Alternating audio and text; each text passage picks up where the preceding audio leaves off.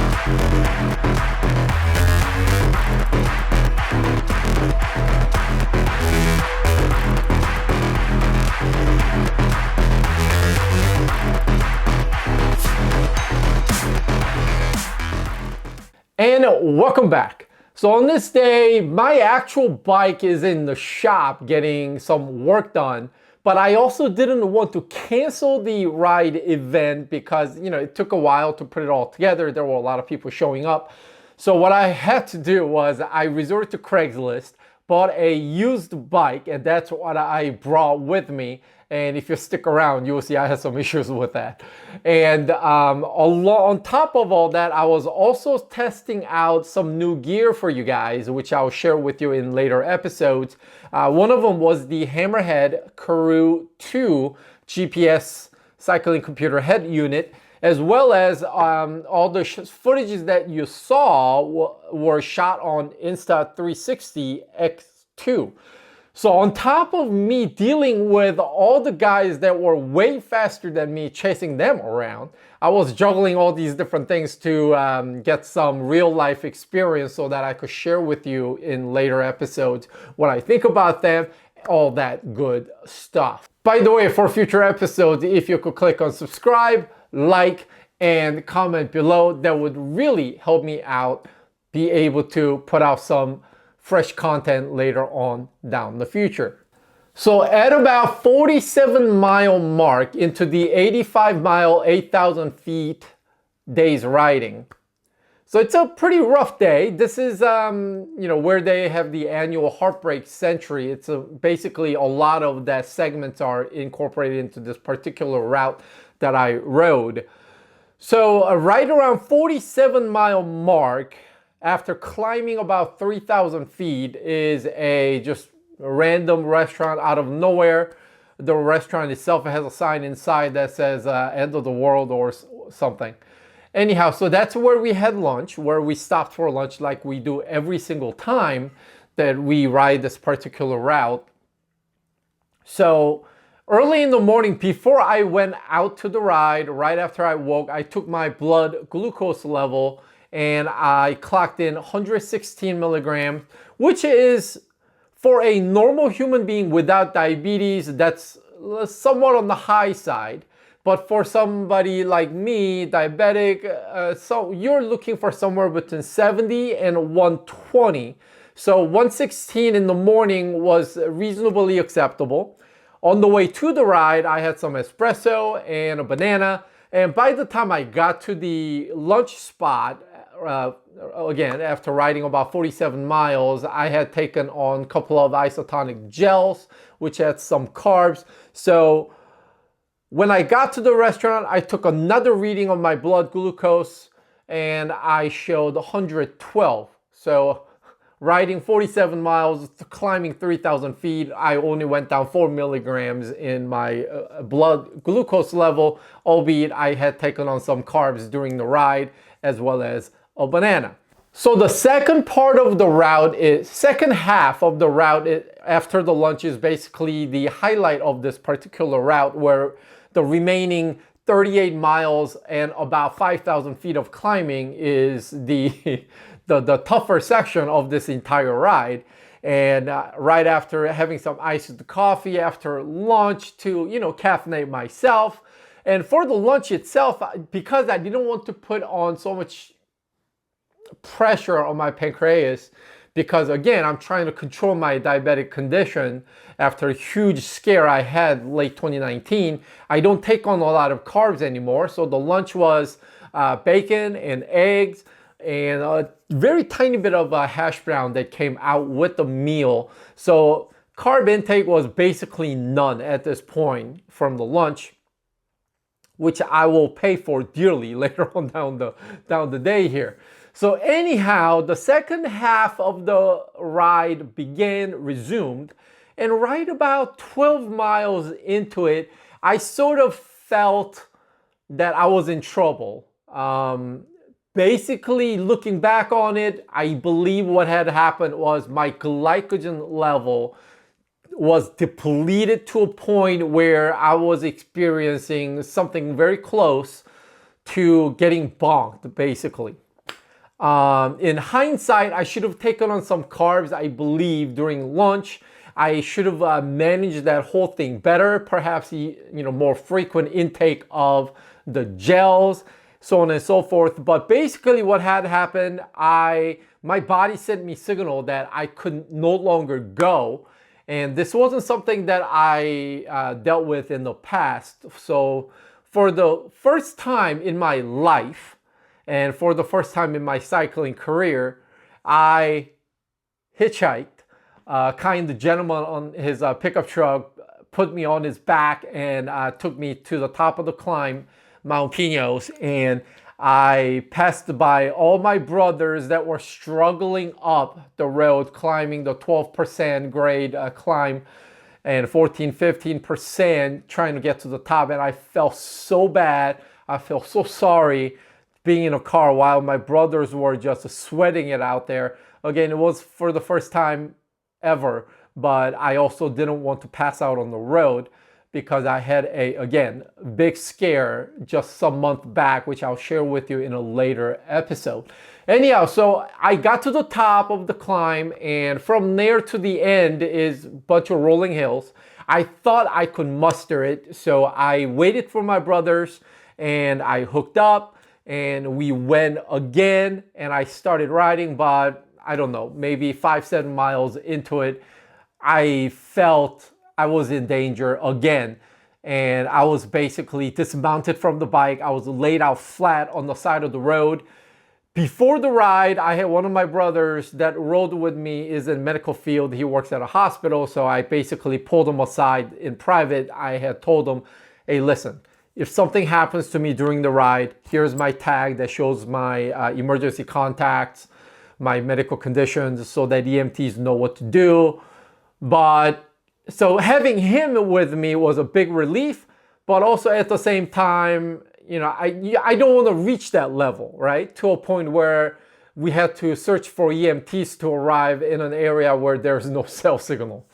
So I dismounted, and luckily we also had a support vehicle. So basically I went into the broom wagon, abandoning the ride again for the first time ever in my 25 years on a bike. So that was super embarrassing and just really felt terrible for the rest of the guys that were sweating it out on the road. So that was how that day went. So looking back on it, I feel like I should have and I could have managed the situation better. First of all, despite with the diabetic condition, I believe I should have taken on just a bit more carbs, not sugar, throughout the ride. Whether that comes in form of gel or a little bit during the lunch. That's what I should have done to provide the body with a fuel that it could go on. Because once the carbs are depleted from my system, it has to burn fat as my energy source, but I don't have any fat in my body. So basically my body had nothing to burn as fuel to keep me going. So that was issue number one. And, again, the nutrition during the ride, I was basing everything on. I've ridden this course a dozen times before, so I knew how to course manage. But nutrition intake was based on all my past experience before I had collapsed from having strokes and seizure and everything else that came to me. So basically my body has changed, and since the stroke and seizure, that event, my body really never recovered to the time before all that.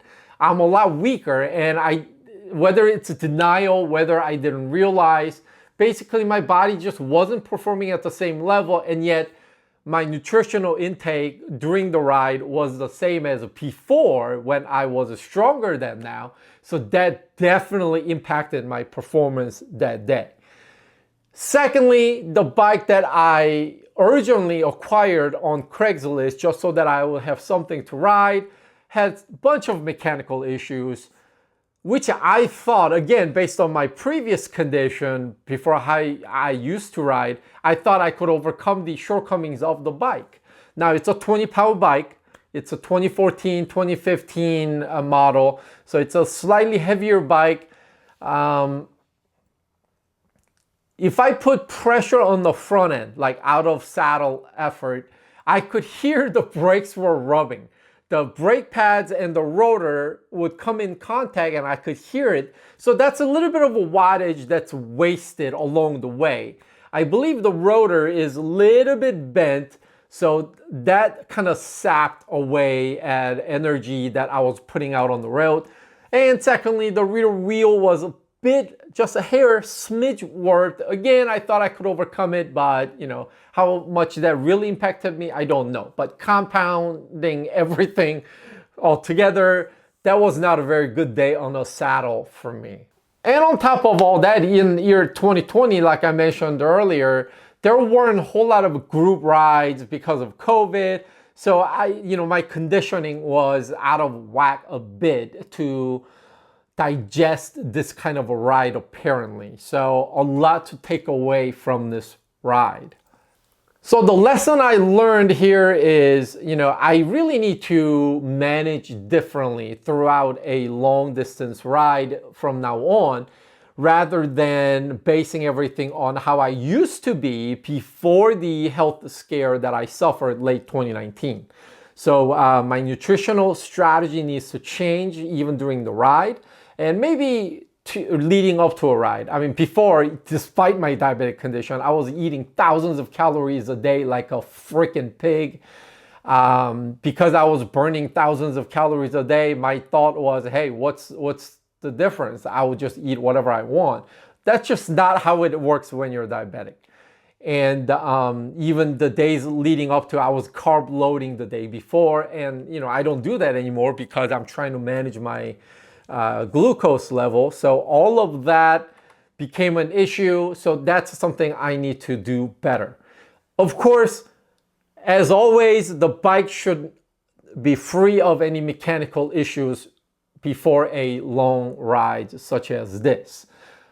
Well, thank you for sticking around for this lengthy video, but I do hope to come back often and see you with useful content, my trials and tribulations and experience of being a diabetic, trying to manage that condition through the sport of cycling, which is also my passion. And along that line, I will also be bringing you like the gear reviews of cycling stuff and such. I do have other YouTube channels where I exclusively review gear, so this is not something new to me, but this is a new channel that I started in year 2021 for, diabetes and cycling, just basically focusing on that. So if you could be kind enough to subscribe to the channel so that I could come see you more often, I'll be greatly appreciated. All right, so that's it for today. I hope you enjoyed today's video. Again, I hope to come to see you again soon. You've been awesome. I've been the Diabetic Rider, and I will see you again soon. Until next time, take care. I'm out.